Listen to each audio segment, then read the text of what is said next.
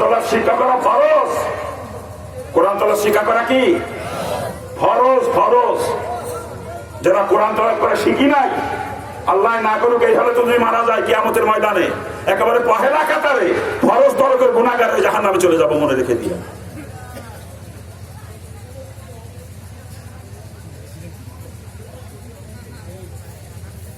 কত বড় কপাল পোড়া মুসলমান, কোরআন তেলাওয়াত করতে জানে না, আল্লাহর কালাম তেলাওয়াত করতে জানে না। তোর বন্ধু তোর কাছে চিঠি লাগছে, সে চিঠি তুই পড়তে পারো না। তোর মতো কপাল পোড়া কি আর কেউ আছে রে? তুই এত লেখাপড়া করলি, বিএ পাস করলি, এমএ পাস করলি, ডাক্তার হলি, ইঞ্জিনিয়ার হলি, আর আমার মাওলার কালাম পড়া শিখলি না। কপাল পোড়া দাদা। আমরা যারা কোরআন তরফটা শিখি নাই, ভুল করছি, কথা ঠিক কিনা? যদি ভুল করি নাই, এই ভুলের সংশোধন করতে হবে। রাজি আছেন? রাজি আছেন? তওবা করতে হবে, সংশোধন করতে হবে। ভুলে এখন থেকে শিখার চেষ্টা শুরু করতে হবে। কি রাজি আছেন আপনারা? কি রাজি আছেন? শিক্ষার কোনো বয়স নাই। দাড়ি পেকে সাদা হয়ে গেছে, কিচ্ছু আসা যায় না।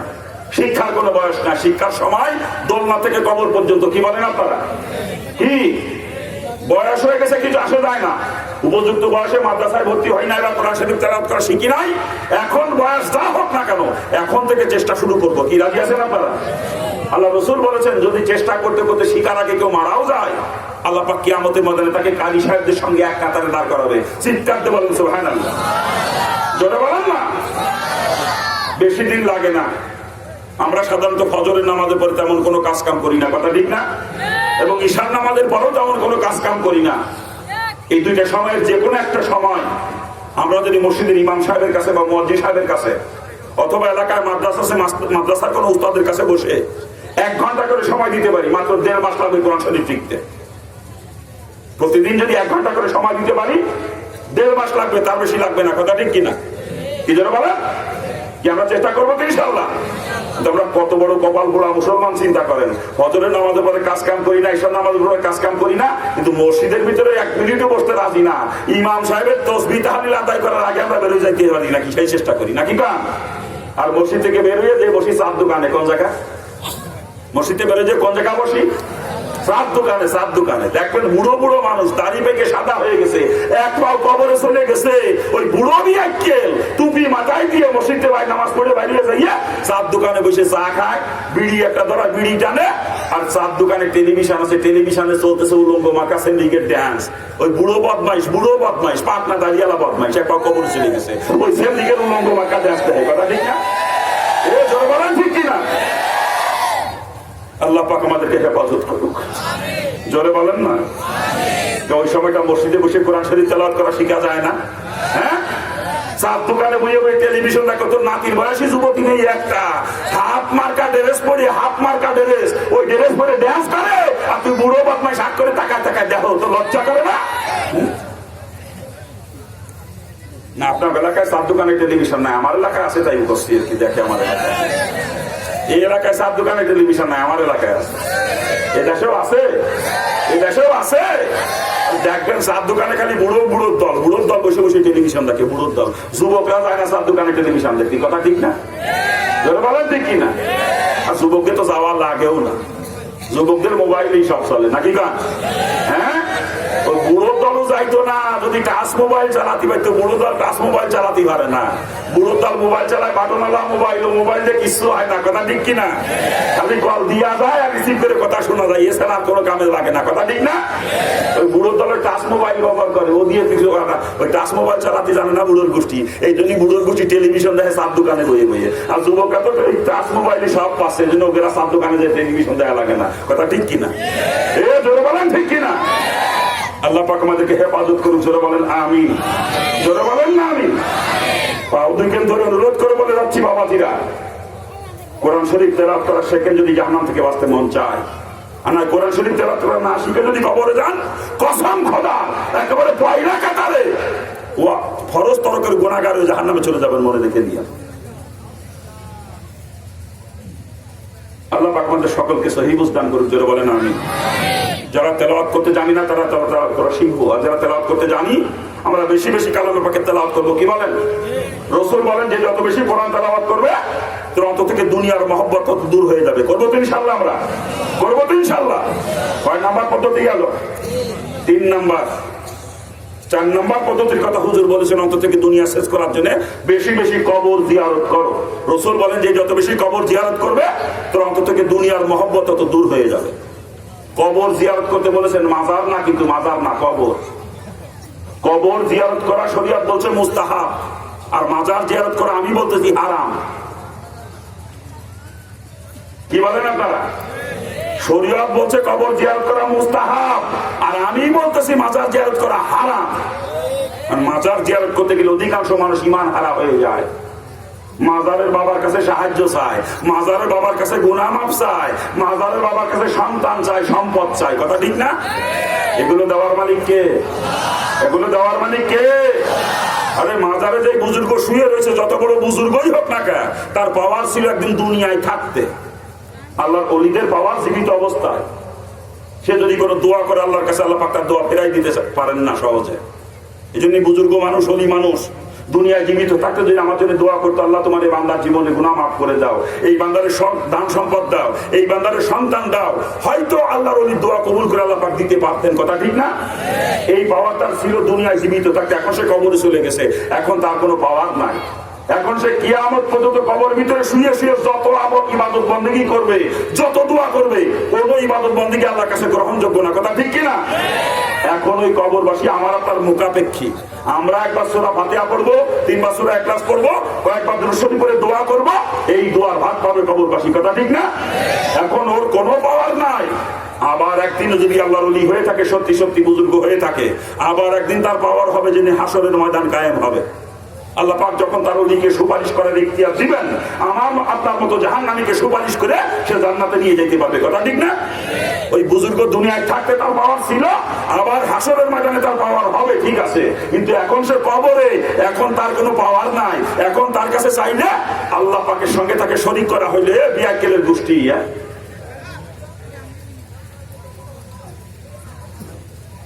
মুসলমানের গোষ্ঠী মাজারে যে হইতে দেয়, মাজারে মানত করে, মাজারে গরু নিয়ে যায়, ছাগল নিয়ে যায়, মানত করে, মোরগ নিয়ে যায়, মাজারে আগরবাতি মোমবাতি দেয়, মাজারে টাকা দেয়। আপনার দেশে দেয় না? আমার এলাকায় দেয় দেখছি। হ্যাঁ, এদেশেও মাজার নাই, আমার এলাকায় আছে মাজার। এদেশে মাজার আছে নাকি? এদেশেও মাজার আছে। সব থেকে বড় কথা, কোন মুসলমানের কবর উপর মাজার বানানো হারাম। কোন মুসলমানের কবর উপর মাজার বানানো জায়েজ নাই। এখানে হাজী সাহেব কারা আছেন? একটা হাত তোলেন তো। হজ করছেন কারা? হাজী সাহেব একটা হাত তোলেন। আমি দেখতে চাচ্ছি হাজী সাহেবদেরকে। কই? হুজুর তো হজ করছেন, হাত তোলেন না কেন? আলহামদুলিল্লাহ, একজন হইলে যথেষ্ট, একজন হইলে যথেষ্ট। হাজী সাহেবদের কাছে আমার প্রশ্ন, আপনারা যখন মক্কা মদিনা সফর করেছেন, মক্কার কবরস্থান নাম হলো জান্নাতুল মুআল্লা, আর মদিনার কবরস্থান নাম হলো জান্নাতুল বাকি। এই দুটো কবরস্থান নিশ্চয়ই হাজী সাহেবরা জিয়ারত করেছেন কি? কারণ এই দুটো কবরস্থানে লক্ষ লক্ষ সাহাবায়ে কেরামের কবর। এই জন্য সমস্ত হাজী সাহেবরা কম বেশি দুটো কবরস্থান জিয়ারত করে। কথা ঠিক না? আপনারা যখন মক্কা মদিনা দুটো কবরস্থান জিয়ারত করেছেন, এই দুইটা কবরস্থান লক্ষ লক্ষ সাহাবায়ে কেরামের কবর। বলেন তো কোন সাহাবীর কবর কোন মাজার আছে? আমাকে বলেন একটু। কি হুজুর আছে? হ্যাঁ, কোন সাহাবীর কবর করে মাজার তো দূরের কথা, কোন সাহাবীর কবরের নাম নিশানা পর্যন্ত নাই। একমাত্র আবু বকর আর ওমর, রাসূলের পাশে শোয়া দুজন সাহাবী। ইহুদিরা বারবার রাসূলের দেহ মোবারক ধ্বংস করার পায়তারা করেছে, জানেন না আপনারা ইতিহাস? শেষ পর্যন্ত বাদশাহ নুরউদ্দিন জঙ্গি রহমাতুল্লাহ আলাইহি রওজার চতুর্দিকে মেশিন বসাইয়া যতদূর পাশে খনন করছে, খনন করার পরে সীসা গলাইয়া সীসা ঢালাই করে বাধাই করে দিয়েছে, যাতে ইহুদিরা আর কোনোদিন রাসূলের দেহ মোবারকের কাছে পৌঁছাইতে না পারে। ঠিক না? আর যেহেতু আবু বকর আর ওমর রাসূলের পাশেই শোয়া, এই দুটা কবরকে বাদ দিয়ে করার কোনো সুরাত নাই, তাই দুইটা কবরকে রওজার মধ্যে রাখা হয়েছে। এছাড়া আর কোন সাহাবীর কবর উপরে মাজার নাই। কথা ঠিক কিনা? মাজার তো দূরের কথা, কোন সাহাবীর কবরের নাম নিশানা পর্যন্ত নাই। আমি যখন জান্নাতুল বাকি জিয়ারত করতে গেলাম, ওখানে যারা খাদেম, তাদেরকে জিজ্ঞেস করলাম হযরতে ফাতিমার কবরটা কোন জায়গায়। মনে মনে চিন্তা করছিলাম ফাতিমার কবরের পাশে একটু কাঁদবো আমি। প্রথম যখন মদিনায় গেলাম, দিলের ভিতরে খেয়াল আসলো হযরত আবু হুরায়রা রাসূলের কাছে কাঁদতে কাঁদতে যে বলতেছে, ইয়া রাসূলুল্লাহ, আমার আম্মার জন্য দোয়া করেন। রাসূল দোয়া করছেন, আবু হুরায়রার মা মুসলমান হয়ে গেছে। আজকে রাসূল জীবিত নাই। রাসূল যদি জীবিত থাকতেন, আমিও রাসূলের কাছে যাই আমার মা বাবার হেদায়েতের জন্য দোয়া চাইতাম। যেহেতু রসুল জীবিত নাই, আমি রসুলের রওজার পাশে বসে কানবো যাতে আল্লাহ পাক আমার মা বাপকে হেদায়েত দেয়। রসুলের রওজার পাশে বসে কান্না তো দূরের কথা, দাওয়াইতেও দেয় না। হাঁটার উপরে সালাম দিয়ে চলে যাওয়া লাগে, পুলিশ মোতায়েন করা আছে। দাঁড়ায় যে সালাম দেবো তারও সুযোগ নাই, হাঁটার উপরে সালাম দিয়ে চলে যাইতে হবে, হাঁটতে হাঁটতে সালাম দিয়ে চলে যেতে হবে। যখন রসুলের রওজার পাশে বসে কান্নার কোনো সুযোগ পাইলাম না, তখন মনে মনে চিন্তা করলাম রসুলের কলিজার টুকরা নয়নের পুতুলি হযরত ফাতিমা তো জান্নাতুল বাকিতেই শোয়া আছে, আমি ফাতিমার কবরের কাছে বসে একটু কাঁদবো, যদি আল্লাহ পাক এই ওসিলায় আমার মা বাপকে হেদায়েত দেয়, আমার মা বাপকে যদি আল্লাহ পাক মুসলমান বানাইয়া দেয়। এই চিন্তা করে জান্নাতুল বাকি জিয়ারত করতে গেলাম। ওখানে খাদেমদেরকে জিজ্ঞেস করলাম হযরত ফাতিমার কবরটা কোন জায়গা? ওরা কয় আল্লাহ জানে, আমরাও জানি না। রসুলের কলিজার টুকরা নয়নের পুতুলি ফাতিমা, জান্নাতের নারীদের সর্দারিনী হবেন যে ফাতিমা, তার কবরের পর্যন্ত কোনো নাম নিশানা নাই। আর আজকে আমরা মুসলমান একটা মরিয়ে গেলি, তার কবর উপরে মাজার বানাইয়ে পুজো করা শুরু করছি, নাকি কান? আল্লাহ পাক আমাদেরকে হেফাজত করুক, জোরে বলেন আমিন। জোরে বলেন না আমিন। শায়েখ আব্দুল কাদের জিলানী রহমতুল্লাহ অলিকুল শিরোমণি, যার টাইটেল ছিল বড় পীর, এই আব্দুল কাদের জিলানী রহমতুল্লাহ মুরিদরা একদিন জিজ্ঞেস করতেছেন, হযরত সাহাবায়ে কেরামদের সাথে আপনাকে কিভাবে তুলনা করা যায়? আব্দুল কাদের জিলানী রহমতুল্লাহ জবাব দিলেন, সাহাবায়ে কেরাম যুদ্ধের ময়দানে ঘোড়ায় চড়ে দৌড়াইছে, ওই ঘোড়ার পায়ের লাথিতে ধুলা উঠছে বাতাসে, এক কণা ধুলার সমান দাম আমি আব্দুল কাদের জিলানীর নাই। কে বললেন এই কথা?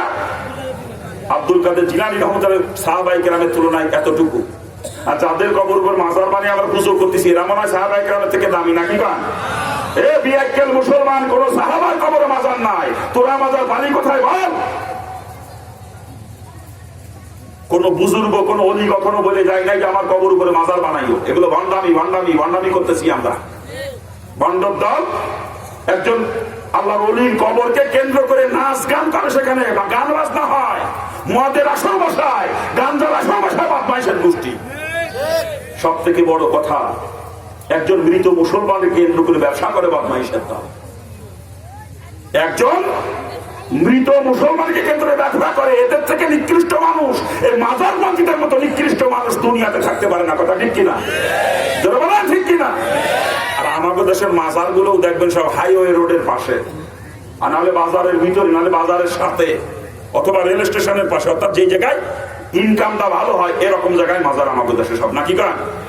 আর আমাদের দেশে যারা মোটর শ্রমিক, এ তো অধিকাংশই বেনামাজি, গাঁজাখোর, মদখোর, কি কথা ঠিক না? নিশাখোর। ইল্লা মাশাআল্লাহ কিছু আছে মোটর শ্রমিকের ভিতরে যারা দিনদার, নিয়মিত নামাজ আদায় করে, দিনদার মানুষ তারা, কিন্তু অধিকাংশ মোটর শ্রমিক ওই মার্কা। কথা ঠিক কিনা? আর এই মোটর শ্রমিকরা গাড়ি যখন চালা যায়, ড্রাইভারের গোষ্ঠী, যেই রাস্তার পাশে দেখে মাজার, দেখবেন বেরেকে পাড়া দিয়ে গাড়ি থামাইয়ে একবার কপালে টাকা, একবার বুকি টাকা। কথা ঠিক না? আর হেলপার কাছে টাকা দেয়, হেলপার ধরে যে মাজারের বাক্সের মধ্যে টাকা দিয়ে আবার এসে গাড়ি থামাইতে শুরু করে। কি কথা ঠিক না? জোরে বলা। আফসোস লাগে, আফসোস। মাজারে টাকা দেওয়ার সাথে সাথে একটা মানুষের ঈমান চলে যাবে, সাথে সাথে বেঈমান হয়ে যাবে সে। ওর নতুন করে তওবা করে কলমা পড়ে মুসলমান হতে হবে যদি কেউ মাজারে টাকা দেয়। আমরা মাজারে মানত করে গরু নিয়ে যাই, ছাগল নিয়ে যায়, মোরগ নিয়ে যায়, আগরবাতি মোমবাতি দিয়ে মাজারে মানত করি, নাকি গান? আচ্ছা বলেন তো, এইগুলো কবরবাসীর কি কাজে লাগে? ওই কবরে যে বুজুর্গ শুয়ে আছে, সে কি গরু খাবে? এসে ছাগল খাবে? মোরগ খাবে? কেন দিলেন এগুলো কবরে, মাজারে? মাজারে আগরবাতি মোমবাতি জ্বালাই আমরা। এই আগরবাতির ঘিরান আর মোমবাতির আলো কি কবরের মধ্যে যায়? কবরে যেই ব্যক্তি শুয়ে আছে, যদি সত্যি আল্লাহর ওলি হয়ে থাকে, বুজুর্গ হয়ে থাকে, তার কবর জান্নাতের নূরে আলোকিত হয়ে গেছে, ঠিক কিনা? কি যেন বলেন? জান্নাতের সুবাতাস তার কবরের ভিতর দিয়ে বইতেছে, ঘিরানে ময় করতেছে কবরের মধ্যে, ঠিক না? আগরবাতির ঘিরানো কবরের মধ্যে যায় না, মোমবাতির আলো কবরের মধ্যে যায় না। ওগুলো কবরে জ্বালানো অপচয়, ওটা দুনিয়ার জীবিত মানুষের জন্য দরকার। আপনার ঘরের মধ্যে আগরবাতি জ্বালাবেন, দুর্গন্ধ দূর করে সুগন্ধ আনয়ন করবে। আপনার ঘরে মোমবাতি জ্বালাবেন, অন্ধকার দূর করে আলোকিত করবে। কথা ঠিক কিনা? ওইটা কবরে জ্বালানো অপচয়, আর অপচয়কারী শয়তানের আপন ভাই, খালাতো ভাইও না। আল্লাহ কোরআনে পাকে পরিষ্কার করে জানিয়ে দিয়েছেন, ইন্নাল মুবাজ্জিরিনা কালু একানা শয়তান, অপচয়কারী শয়তানের আপন ভাই, খালাতো ভাইও না। আমি বলতেছি না, আল্লাহ কোরআনের মধ্যেই কইছে যারা মাজারে যে কবরে যে আগরবাতি মোমবাতি জ্বালায় আল্লাহ কয় ওরা শয়তানের আপন ভাই। আল্লাহ কয়, আমি কই না।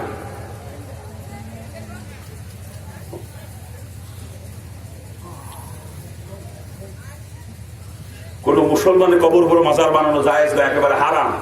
যদি মাজারের পক্ষে কেউ থাকেন যে না জায়েজ আছে, দলিল নিয়ে আসেন। যদি কোরআন হাদিস দিয়ে প্রমাণ করতে পারেন জায়েজ, আমি কান ধরে বলতেছি কালকে থেকে আমিও মাজার পুজো করা শুরু করব, এবং নিজের মাজার আগে নিজে তৈরি করবো মারা যাওয়ার আগেই, যাতে আমারে ওই মাজারের মধ্যে দাফন করে।